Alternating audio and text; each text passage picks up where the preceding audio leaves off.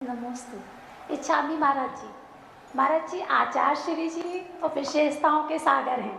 ऐसी कौन सी एक विशेषता जिन्होंने आपको बहुत ज़्यादा उनकी प्रभावित किया? बड़ों की किसी एक विशेषता को मुख्यता करना, उनकी अनेक विशेषताओं को गौण करना, क्योंकि उनकी हर विशेषता एक से बढ़कर एक है। मैं किसे बताऊं? कहवत के 46 गुण गंभीर। हे भगवान, ये 46 गुण तो कहवे के हैं, आपके तो अनंत गुण हैं। तो गुरु की, और सुनो, देखो गुरु की महिमा में देखो, सारी बातें लिखता हुआ कवि सिद्धों की महिमा लिख दी, अरहंत भगवान की महिमा लिख दी, सबकी महिमा लिख दी, और गुरु की महिमा की बात आई तो लिखता क्या है?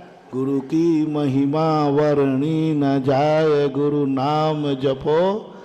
वो कहता मेरे बस की बात नहीं है। देखो भगवान की महिमा लिख रहा है भला आदमी, भगवान की महिमा आई तो लिख दिया, लेकिन जब गुरु की महिमा आई तो नहीं कर सकता, क्योंकि उनके उपकार इतने होते हैं कि उनके किसी एक पॉइंट को टारगेट करना अन्य पुराणों को गौण है। मुझे तो उनकी हर क्रिया बहुत श्रेष्ठ दिखती है, इसलिए। तो गुरुदेव की तो साधना उत्कृष्ट, उनके तो हर क्रिया सावधानी पूर्वक, फिर कर्म उनका पीछा क्यों नहीं छोड़ा? कर्म अलग चीज होती है, धर्म अलग चीज है। धर्म को कर्म से मत जोड़ो। कर्म हमारे अतीत का किया हुआ अपराध है और धर्म हमारे वर्तमान का पुरुषार्थ है, पुरस्कार है। धर्म हमारा वर्तमान की किए हुए कार्य का पुरस्कार है और कर्म हमारे किए हुए पूर्व का अपराध है। तो कर्म को धर्म को बिल्कुल नहीं जोड़ना चाहिए। कर्म अलग चीज़ है। कर्म में अतीत में किए हुए, आप देखें आज तो अपन लोगों के पास कुछ भी नहीं है। चतुर्थ अधिकालीन में महापुरुष आदिनाथ भगवान को 7 महीने 8 दिन आहार नहीं मिला। क्या वो धर्मात्मा नहीं थे? क्या वर्तमान में उनका धर्म खोटा था? क्या वो सच्चे मुनि नहीं थे? बोलो। तो फिर कर्म क्यों नहीं गया उनका? वो तो प्रमाणिक मुनि थे ना, पक्का मुनि वो तो भावलिंगी मुनिराज थे, लेकिन उस समय भी उनके कर्म का उदय आया।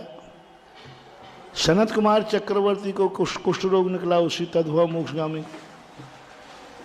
अंजना हनुमान जैसे पवनंजय गर्भ में आए, उनकी माता को कितना दुख भोगना पड़ा। अब पवनंजय तो बेचारा बहुत अच्छे आदमी थे, व्यक्तित्व थे।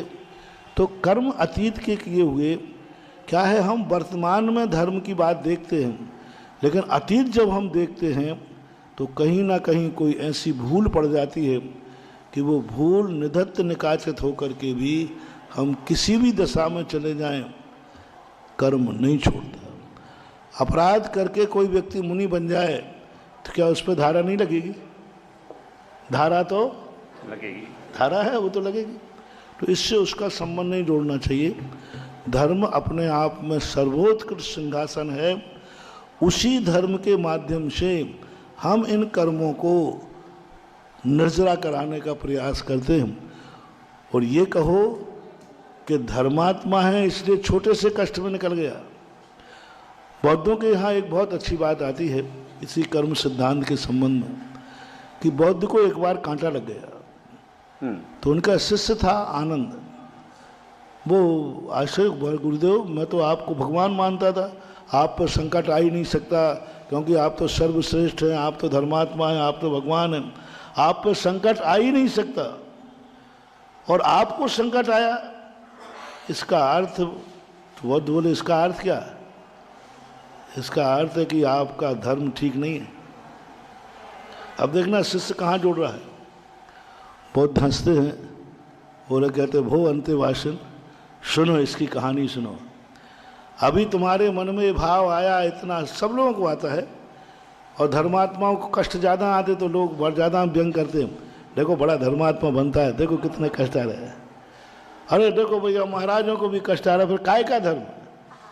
तो ये बहुत बड़ी भूल है हमारी। तब बुद्ध कहते हैं, सुनो, हमने असंख्यात कल्पकाल पहले एक बकरे को काटा था, एक बकरे को काटा था, वो कर्म मुझे बंधा था।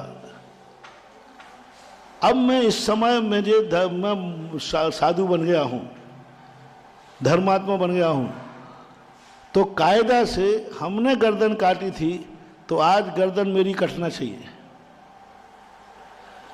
लेकिन मैं धर्मात्मा था तो गर्दन के स्थान पर तो पैर हो गया और कटार के स्थान पर कांटा हो गया। बोलो धर्म का फल क्या है? यदि मैं धर्मात्मा नहीं होता तो गर्दन कटती और तलवार से कटती, क्योंकि मैंने तो गर्दन काटी थी। तो अब धर्म ने प्रभाव क्या दिखा दिया कि तलवार को तो कांटा बना दिया और गर्दन को पैर बना दिया। तो बोलो धर्म ने, अब तुम कहो नहीं महाराज वो कांटा भी साफ करो, इतना तो गलत हो जाएगा। फिर अपराध का यदि कुछ भी दंड न मिले तो फिर लोग अपराधी हो जाए, ऐसा मानना चाहिए। धर्म कार्य में कभी भी संकट आता है, ये मानना चाहिए आना बहुत बड़ा था लेकिन छोटे में निपट गया। धर्म और संस्कृति में क्या अंतर है? धर्म और संस्कृति, धर्म तो अहिंसा, सत्य, आचार, ब्रह्मचर्य एक ही है। संस्कृति संस्कारों से बनती है। संस्कार धर्म से उत्पन्न होते हैं।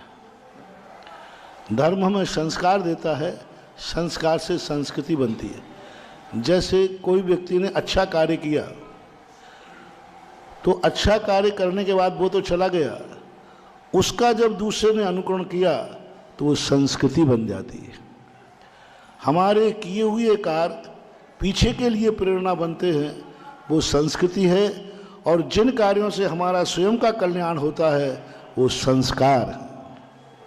संस्कार में स्वयं का कल्याण है और संस्कृति से आने वालों का भी कल्याण का होता है। कभी महावीर स्वामी का होता है, कभी किसी तीर्थंकर का होता है।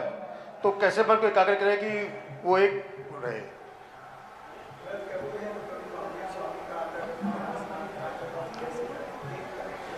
जैसे आपने कहा भी कि वो हर राशि का अपना एक वो होता है, तो किसको कैसे पता लगेगा कि कौन सा राशि का किसको? जिसको कुछ भी पता नहीं है, आड़म ताड़म कछु न जानम सेठ वचन प्रमाणम, जिसको कुछ पता नहीं है वो जो भी कर लेगा वो वही हो जाएगा जो होना चाहिए। ये तो सब मस्त सी खुजली है बैठे ठाले। जब विशेष रूप से अपना बाकी कुछ नहीं है, जिस समय अपने आप में जिस भगवान के प्रति आप कर लो वही आपको फलदायी है। नुकसान तो किसी से है ही नहीं।